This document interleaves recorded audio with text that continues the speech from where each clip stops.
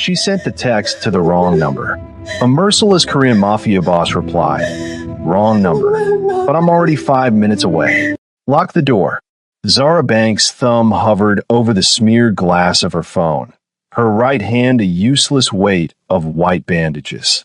The rigid plastic of her neck brace dug into her jaw, forcing her to stare straight ahead at the cold, clinical tiles of the bathroom floor.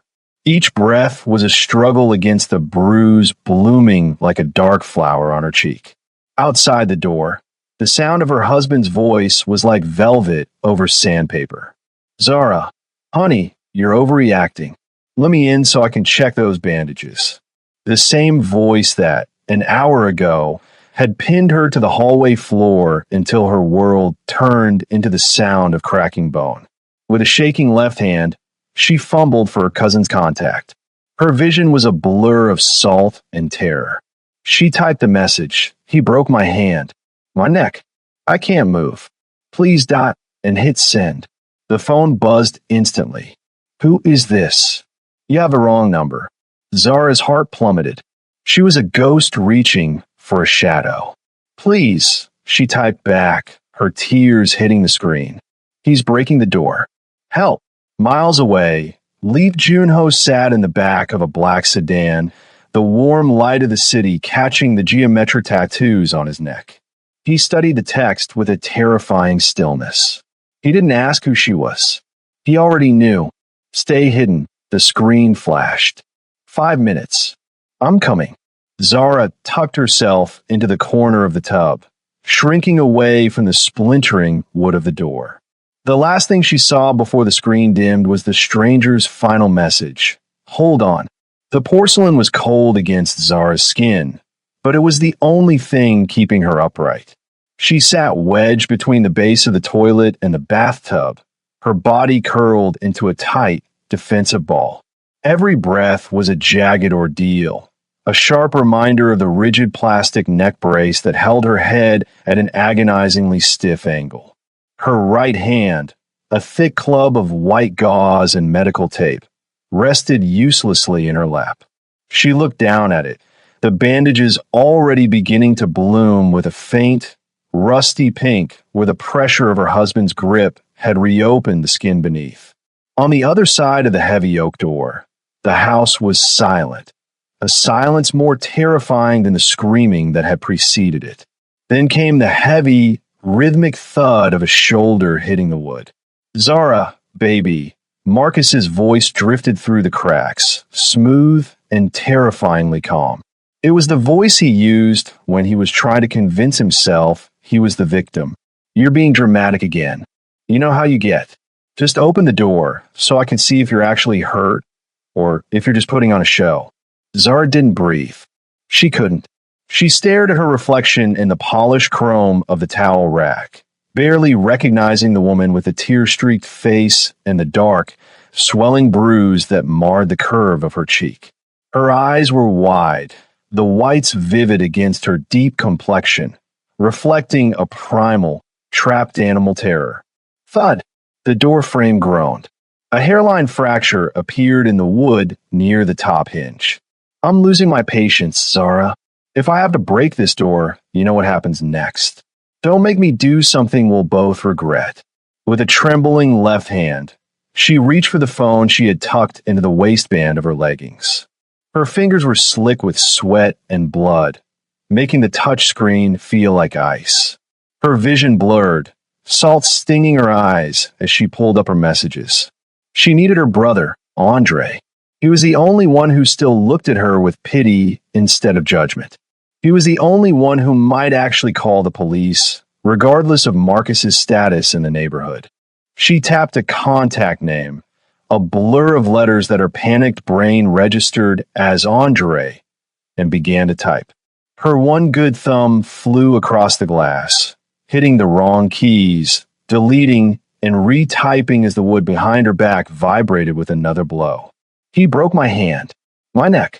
I can't move. Marcus is going to kill me. 842 Magnolia Lane. Please." She didn't double-check the number. She didn't look at the contact photo. She just hit send with a sob that caught her throat. The little blue bubble floated upward, a digital message in a bottle cast into a violent sea. She watched the delivered status appear, her heart hammering against her ribs like a bird in a cage. Thud! The splintering sound was louder now. A piece of the door molding fell to the floor, clattering like bone. "One," Marcus shouted, his voice finally losing its veneer of civility. "Two." Zara squeezed her eyes shut, waiting for the impact, waiting for the ghost of her brother to reply, to say he was coming, to tell her to hold on. Her phone chimed, a sharp, clear sound in the small space. She looked down, expecting a frantic series of questions from Andre. Instead, the text bubble was gray. The words were short, precise, and devoid of the panic she had expected. Wrong number. The floor seemed to drop out from beneath her. The air in the bathroom turned thin. She had sent her final plea to a stranger. She had wasted her last chance on a ghost in the machine. She began to type back, her movements frantic, the phone nearly slipping from her grasp as Marcus's fist hammered against the wood right behind her head. "Please," she wrote, the screen shimmering under a fresh layer of tears. "I am sorry. I don't know who this is. But please, he's breaking the door. He's going to kill me. 842 Magnolia. Help." She stared at the screen, her thumb hovering over the glass, waiting for the stranger to tell her they were calling the police or to tell her to stop joking. The phone buzzed again. This time, the reply was different. It wasn't a question. It wasn't a denial. It was a command. "I'm already 5 minutes away. Lock the door. Stay small." Zara stared at the screen, her breath hitching. The phrasing was wrong. Too cold, too certain. It wasn't the response of a good Samaritan. It was the response of a hunter. But as the door hinge finally gave way with a sickening metallic snap and Marcus's shadow loomed through the widening gap, Zara tucked her phone against her chest and pressed herself into the corner, praying that whatever monster she had just summoned was faster than the one standing in the doorway. Outside the tinted windows of the Maybach, the neon lights of the city blurred into streaks of electric blue and violent violet. Inside the cabin, the atmosphere was thick with the scent of expensive leather and a silence so profound it felt heavy. Lee Junho sat perfectly still, the rhythmic hum of the high-performance engine beneath him the only sign of movement. The warm interior lighting caught the sharp, geometric lines of the ink on his neck. Tattoos that marked him not just as a man of violence, but as a man of absolute order. He did not look at the city. His gaze was fixed on the custom-encrypted smartphone resting in his palm. When a notification light pulsed, a rhythmic, urgent red, he didn't flinch. He simply swiped the screen with a steady thumb. The message was a jagged cry for help, full of typos and raw terror. "He broke my hand, my neck. I can't move." Junho's eyes narrowed, but his expression remained a mask of marble. Most men would have felt a surge of adrenaline or a flicker of confusion at receiving such a text from an unknown number. Junho felt only a cold, predatory satisfaction. He recognized the address instantly. 842 Magnolia Lane. He didn't need a GPS to know exactly which window belonged to the bathroom where Zara Banks was currently bleeding. He had memorized the blueprints of that house 3 years ago, the same night he had first decided that she was a masterpiece being ruined by a lesser man. He looked at the second message. "He's breaking the door. He's going to kill me." Junho leaned forward slightly, the silk of his tailored black suit jacket shifting over his broad shoulders. He reached up, his long fingers grazing the knot of his silver-gray silk tie, adjusting it with a clinical precision that bordered on the ritualistic. He wasn't preparing for a rescue. He was preparing for a reclamation. To the rest of the world, he was a merciless ghost, a myth spoken of in the backrooms of Seoul and the shipping yards of the coast. To Zara, He was about to become the only thing in the universe that mattered. "Sir," the driver asked softly, his eyes meeting Junho's in the rearview mirror. The driver had seen that look before, the stillness of a blade before it falls. "Magnolia Lane," Junho said, his voice a low, melodic rasp that carried the weight of a death sentence. "Ignore the lights. We arrive in 4 minutes." "And the husband, sir?" Junho turned his gaze back to the phone, his thumb tracing the words, "He broke my hand." The geometric tattoos on his neck seemed to tighten as he jaw set. He thought of Zara's resilience, the way she had endured the unendurable for so long, and the way her spirit had finally reached out through the digital void to find the one man capable of burning the world down to keep her safe. "The husband is an error in the system," Junho whispered, the words barely audible over the hum of the tires. "And I am here to delete him." He tapped out his final response, "Stay small," and watched the message send. A ghost of a smile, cold and devoid of humor, touched his lips. For 3 years, he had been a shadow in her life, a silent guardian she never knew she had. He had watched her suffer, waiting for the exact moment when her desperation would outweigh her fear, waiting for her to realize that the law was a lie and only power was real. Finally, he breathed. He pocketed the phone and stared out at the passing skyline, his reflection in the glass overlapping with the flickering lights. He looked like a king going to war, serene and utterly terrifying. As the car swerved into the turning lane, the tires screaming against the asphalt, Lee Junho didn't feel the rush of the chase. He only felt the inevitable pull of a destiny he had authored himself. In 4 minutes, the bathroom door would fall, but Marcus Banks would find that the thing waiting on the other side wasn't a broken woman, but the wrath of a man who had been waiting a lifetime to say mine. The bathroom door didn't just open, it vanished. One moment, Marcus was a looming shadow behind the splintering wood, his heavy breathing a rhythmic threat. The next, a muffled, pneumatic crack echoed through the hallway, and the door was kicked inward with such force the hinges tore like wet paper. Zara pressed her back into the corner of the bathtub. Her bandaged hand clutched to her chest. She expected chaos. She expected the deafening roar of police sirens and shouting men. Instead, the apartment fell into a terrifying, surgical silence. 2 men moved into the small space with the synchronized grace of predators. They weren't wearing police blues. They were dressed in charcoal tactical gear, their faces obscured by matte black balaclavas, their movements devoid of the frantic energy of a typical raid.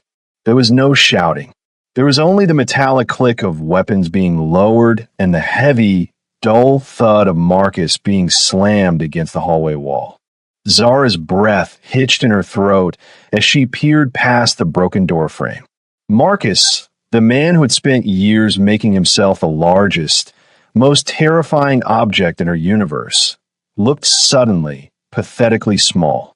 A thick, gloved hand was clamped over his mouth, and a zip tie was being cinched around his wrists with a sharp, plastic hiss. For the first time in their marriage, Zara didn't see anger in her husband's eyes.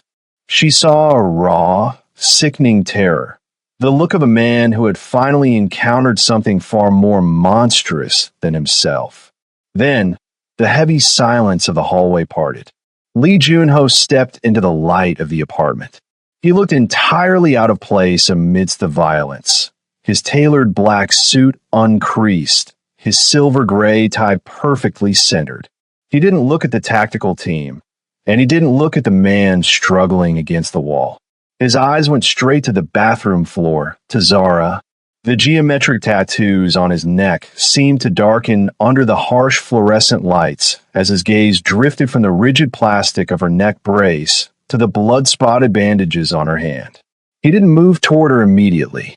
He simply stood there, a figure of absolute authority, absorbing the evidence of her pain with a clinical, terrifying intensity. "Shake here," Yunho commanded. His voice was a low, melodic rasp that seemed to vibrate in the small space. One of the men knelt beside Zara. He didn't reach for her roughly. His touch was surprisingly gentle as he checked her pulse and the stability of the brace. Zara remained frozen, her eyes locked on Junho. She felt like a bird being watched by a cobra, terrified, yet unable to look away from the sheer, magnetic power he radiated. Marcus let out a muffled groan, a desperate plea for mercy through the gloved hand. Junho finally turned his head, looking at the husband as if he were a smudge on an otherwise perfect painting. "You broke what didn't belong to you," Junho said softly. He stepped closer to Marcus, leaning in until their faces were inches apart. "In my world, that is a debt that can only be paid in kind. But you are lucky. Today, I am feeling merciful." The irony in his tone was colder than the bathroom tile. Junho gave a slight, almost imperceptible nod. Without a word, the two men hauled Marcus toward the front door. He didn't fight back. His legs gave out, his heels dragging across the hardwood floor with a hollow, scraping sound. He was a man being deleted from his own life, erased by a force he couldn't even name. Zara watched him go, a strange, hollow numbness spreading through her chest. The man who had been her personal son and Storm was gone in a matter of seconds, dragged into the night as if he had never existed at all. Junho turned back to her. He reached out a hand, not to grab her, but as an invitation. His palm was broad, his fingers long and steady. "The car is waiting, Zara," he said. He didn't ask if she wanted to go. He didn't ask if she was okay. He spoke with the quiet inevitability of a man who had already decided her future. "From this moment on, no one touches you unless I allow it. Do you understand?" Zara looked at his hand, then up at the sharp lines of his face. The fear was still there, a cold knot in her stomach, but beneath it was a flickering realization. She had traded a petty tyrant for a merciless king. And as she reached out with her good hand to take his, she knew there was no turning back. Junho pulled her up with effortless strength, his arms sliding around her waist to steady her against the stiffness of the neck brace. He didn't look back at the ruined apartment. He led her out into the cool night air, where a line of black SUVs stood waiting like a funeral procession for her old life. The execution of mercy was complete. The reclamation had begun. The transition from the cold, splintered tiles of her bathroom to the silk-lined silence of the estate was a blur of painkillers and the rhythmic purr of a high-end engine. When Zara finally opened her eyes, the first thing she noticed was the light. It wasn't the harsh, flickering fluorescent hum of her old life, but a soft, amber glow that seemed to emanate from the walls themselves. She was lying in a bed that felt like a cloud, the sheets cool and impossibly smooth against her skin. The room was vast, dominated by floor-to-ceiling windows that looked out over a darkened skyline she didn't recognize. This wasn't a hospital, yet the equipment surrounding her was more advanced than anything she'd seen in a medical center. There were digital monitors that pulsed with a quiet, heartbeat-like rhythm, and the air smelled faintly of expensive sandalwood and sterile cleanliness. A woman in a crisp, white lab coat was leaning over her, her movements precise and hushed. She was a specialist. That much was clear from the way she handled Zara's right hand. The thick, blood-stained bandages from the apartment were gone, replaced by a specialized orthopedic brace that looked more like a piece of high-tech armor than a cast. Zara tried to shift, but a sharp spike of awareness reminded her of the rigid support around her neck. She let out a small, involuntary whimper. "Steady, Mrs. Banks," the doctor said softly, her voice devoid of the usual clinical coldness. The surgery to reset the metacarpals was successful. The neck brace is a precaution for the soft tissue damage. You are safe now. Safe. The word felt heavy and foreign.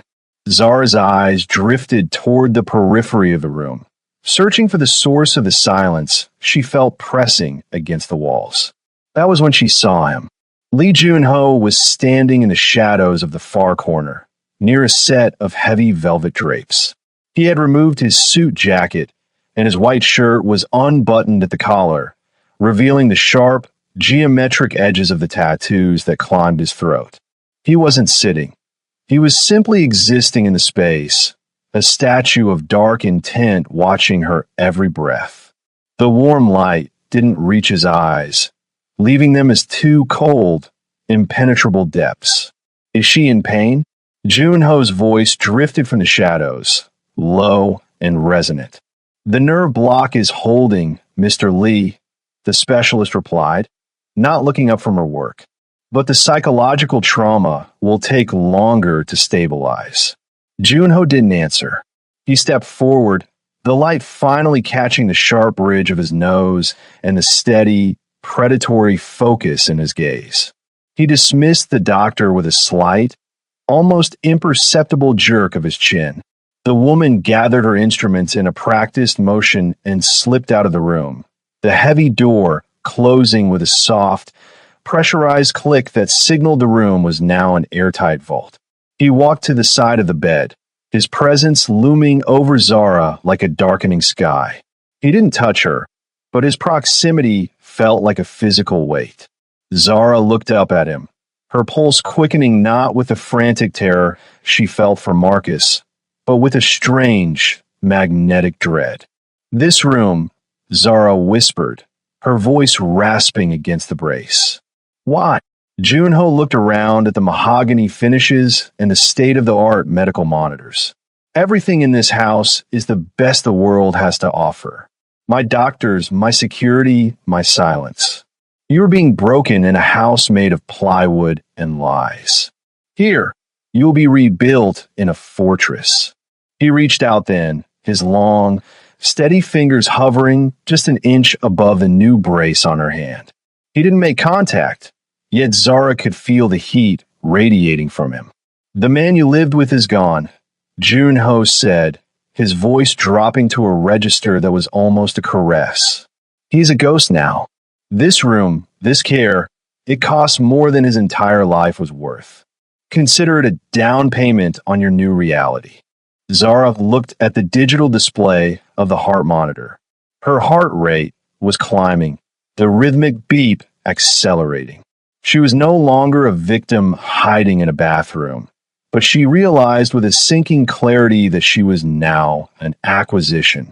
She was the center of a gilded infirmary, surrounded by wealth she couldn't fathom and a man whose mercy was as terrifying as his wrath.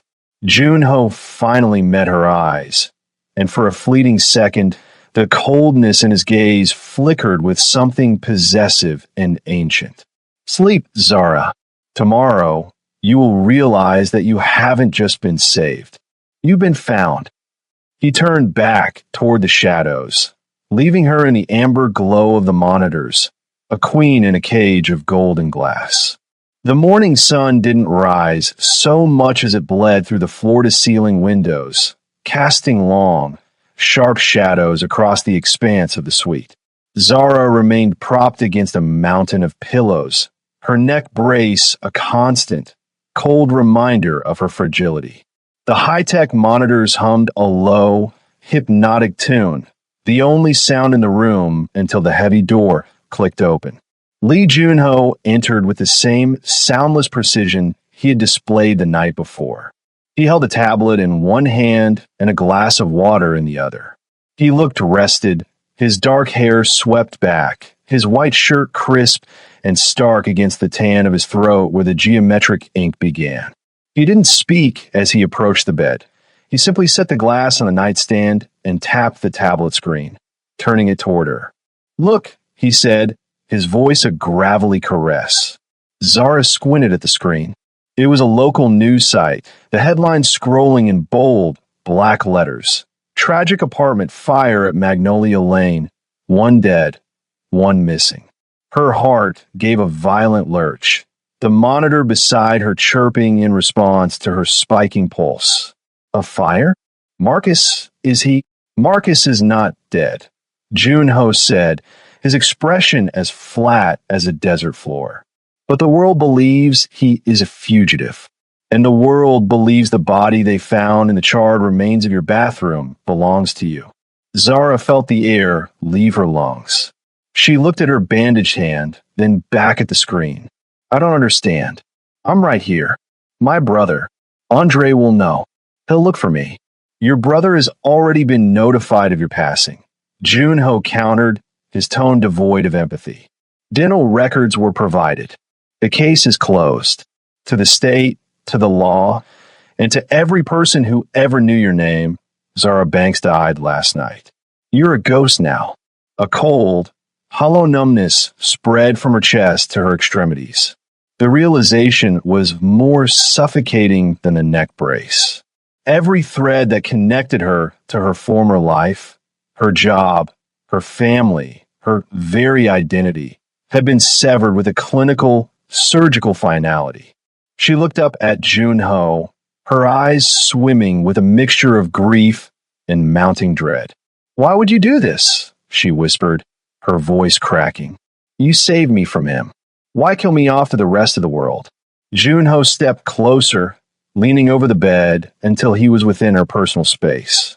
The scent of sandalwood and something metallic, like a whetted blade, enveloped her. He reached out, his thumb tracing the edge of her jaw just above the plastic of the brace. His touch was terrifyingly light. Protection has a price, Zara, he said, his gaze locking onto hers with a possessive intensity. As long as you existed as Zara Banks, you were a target. Your husband had friends in the precinct. The law was his shield, not yours. By making you a ghost, I have made you untouchable. No one can hunt a woman who doesn't exist. He straightened up, his silhouette blotting out the morning sun. But there is a catch. A ghost has no rights.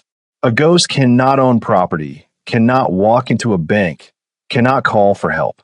You have no one left to turn to. No brother. No law. No past. He paused, letting the weight of his words settle over her like a heavy shroud. I am your only anchor now, he continued, his voice dropping to a low, melodic vibration. I am the one who feeds you, the one who heals you, and the one who decides when you breathe. You are safe, Zara, safer than you have ever been in your life. But you are mine, completely and irrevocably. Zara looked at the tablet, where the digital flames of the apartment fire flickered in a loop.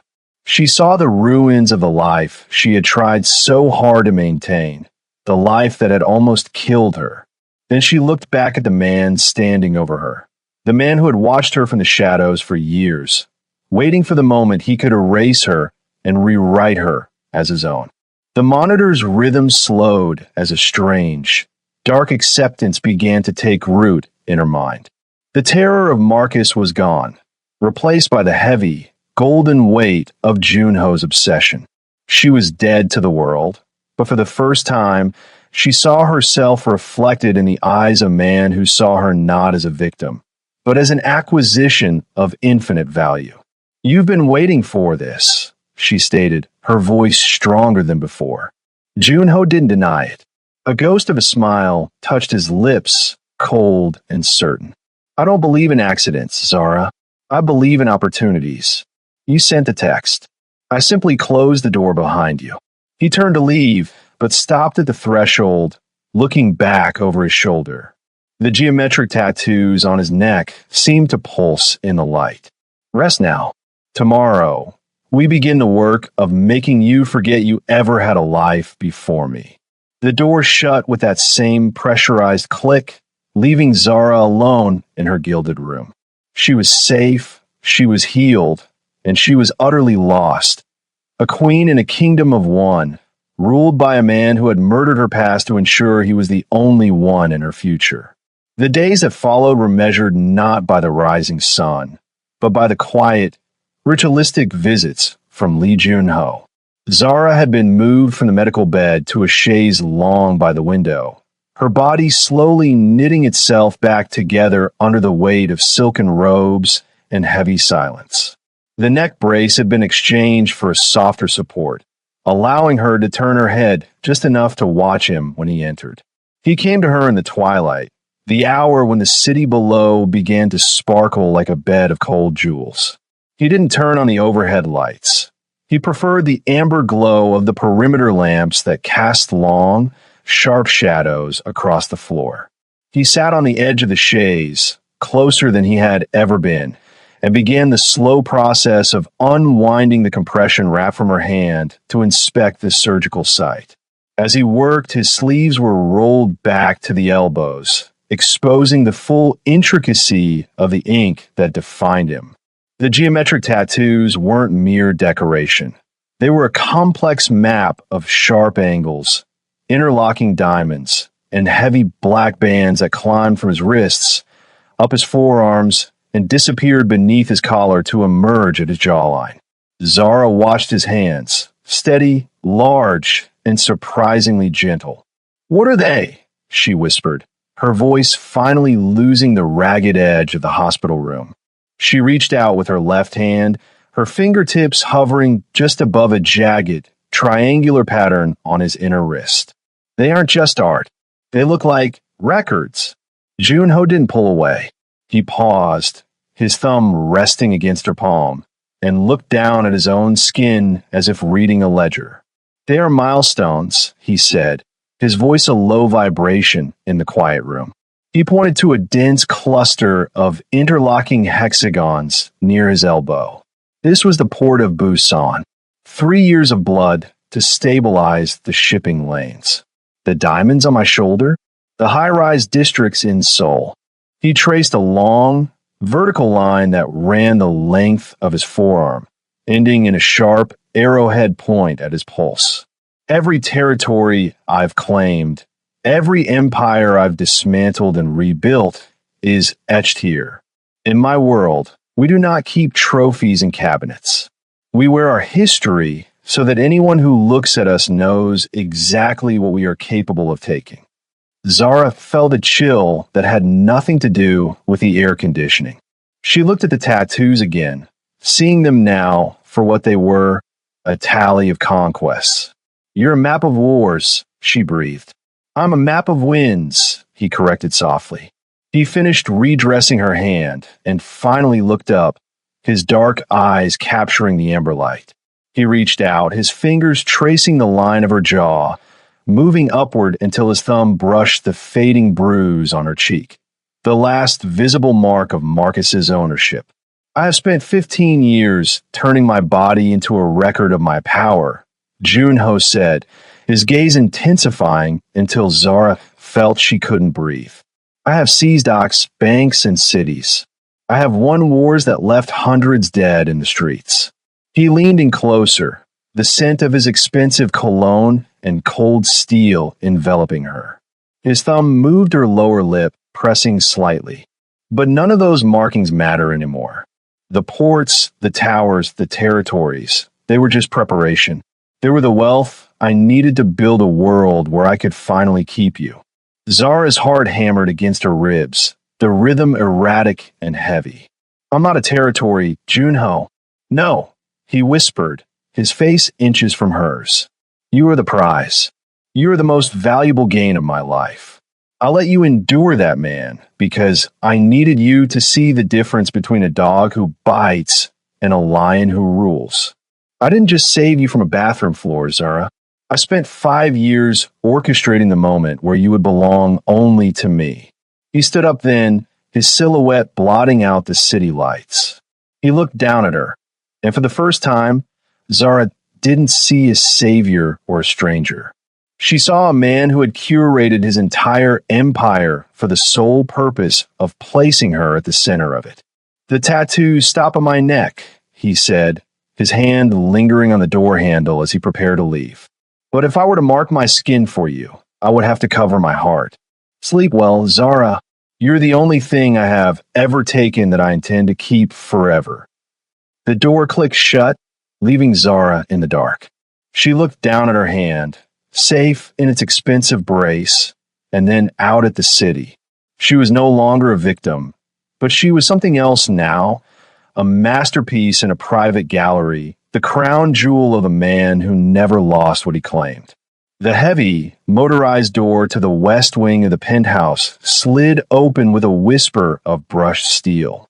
Zara stepped through, her movements still measured and careful, the soft silk of her robe trailing behind her like a ghost.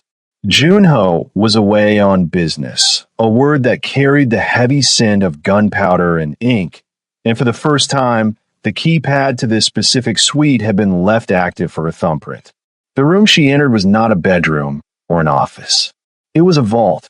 The lighting was dim, motion-activated LEDs glowing to life as she moved deeper into the space. Zara stopped in the center of the room, her breath catching in a throat that still felt the phantom pressure of her old life. It was a gallery, but the art on the walls wasn't by masters. It was her. Against the far wall stood a series of glass-fronted cabinets, climate-controlled and pristine. Zara walked toward them, her hand trembling as she reached out to touch the glass. Inside the first case sat a battered, wooden jewelry box, one she hadn't seen in 2 years. She had thought Marcus had thrown it away in one of his rages after she'd spent too much time looking at her mother's old pearls. But here it was, cleaned and preserved as if it were a holy relic. Beside it lay a collection of ticket stubs from every concert she had attended, every gallery opening she had worked, and even the menu from her 25th birthday dinner, a night Marcus had cut short by dragging her out of the restaurant by her hair. "You were never alone," she whispered to the empty room, the realization hitting her like a physical blow. She turned to the walls. They were covered in candid photographs. These weren't the staged, smiling pictures Marcus forced her to take for social media to maintain the illusion of their perfect marriage.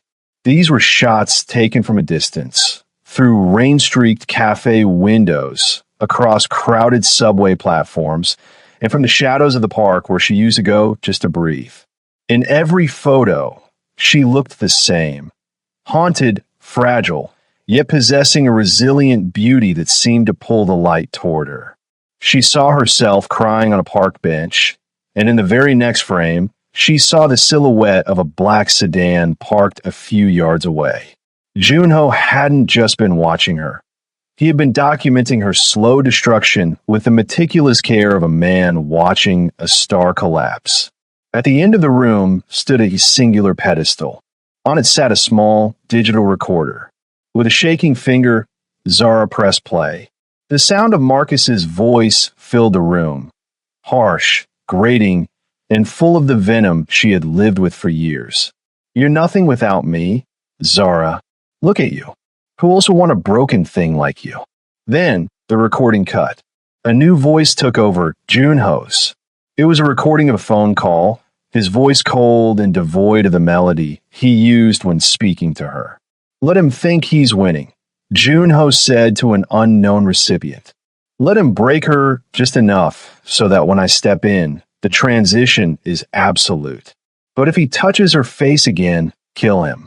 I want her beautiful when she finally arrives." Zara sank to the floor, the silk of her robe pooling around her. The horror of the realization was intertwined with a dark, sickening sense of belonging. She hadn't been saved by a chance wrong number text. She had been cultivated.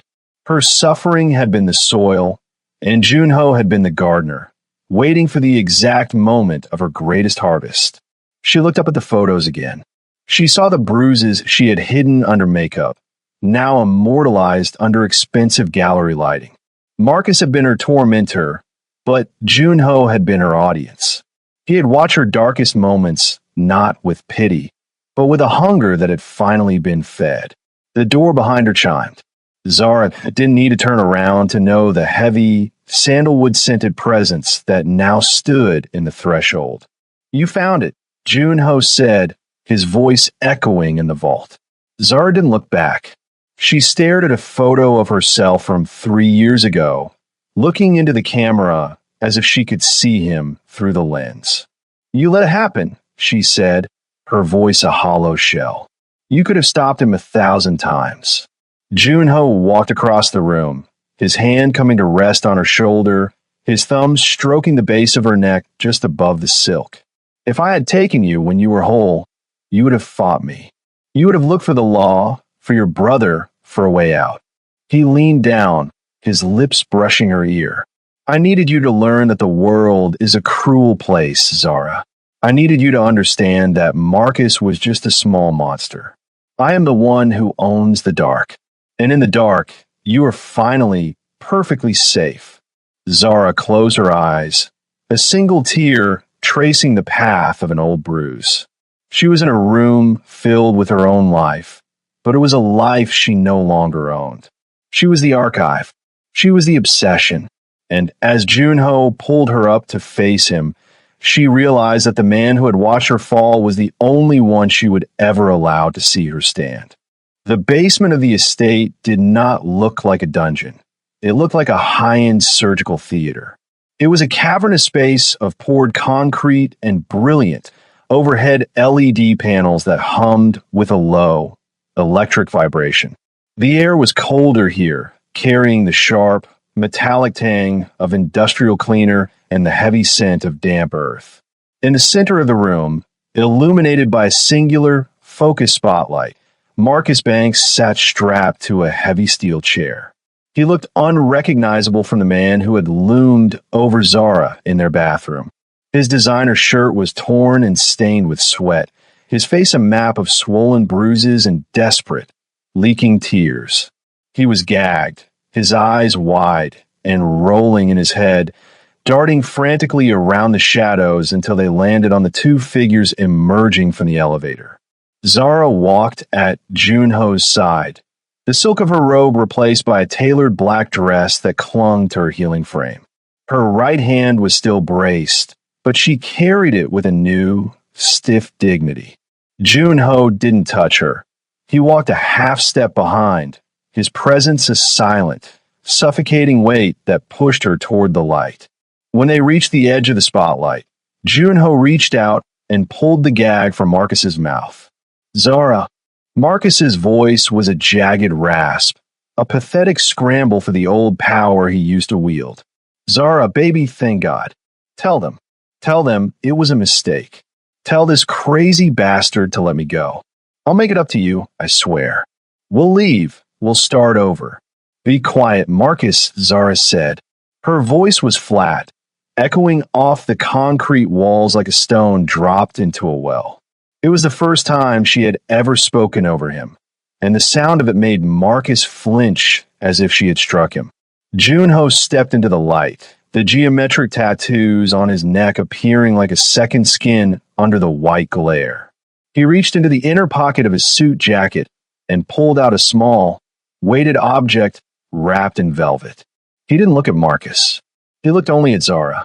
He is the last thread, Junho said, his voice a low, melodic vibration. As long as he draws breath, you are Zara Banks, the victim of Magnolia Lane. As long as he exists, there is a version of you that is small and broken and afraid. He unwrapped the velvet, revealing a heavy, blackened steel pistol. It was sleek, silent, and final. He held it out to her, the grip toward her good hand. I have already erased you from the world's records, Junho continued, leaning down so his lips were mere inches from her ear. Now, you must erase the memory from your own heart. This is the choice, Zara. You can walk out of this room and try to find a life as a ghost, forever looking over your shoulder. Or you can end the past here, in the dark, and step into the light as my equal. Marcus began to sob, a wet, guttural sound that filled the room. Zara, please, you're not a killer. You're a good woman. Don't let him turn you into this. Zara looked at the gun, then at Marcus. She saw the man who had twisted her arm until it snapped like dry kindling.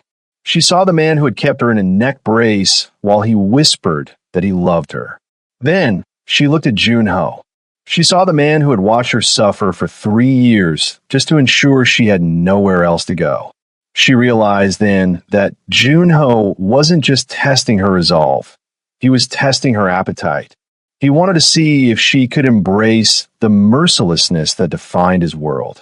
He wanted to see if his masterpiece could handle the weight of the ink. With a slow, deliberate motion, Zara reached out and took the weapon. It was heavier than she expected, cold and purposeful. She felt the gaze of the two monsters on her, one pathetic and broken in a chair, the other elegant and lethal at her shoulder. She stepped forward, entering the circle of light. Marcus's eyes went to the gun, his pleas turning into a high-pitched, incoherent whine. Zara didn't feel the surge of rage she expected. She didn't feel the heat of revenge. She felt only a profound, freezing clarity. To Marcus, she was a possession to be used. To Junho, she was a treasure to be guarded. Neither had ever seen her as a person, but only one of them offered her the power to never be hurt again. She raised the weapon, her good arm steady, her eyes locked onto Marcus's. "You were right about one thing, Marcus," she whispered, the words intended only for the three of them. "I am nothing without you. Because Zara Banks died in that fire. I'm someone else now."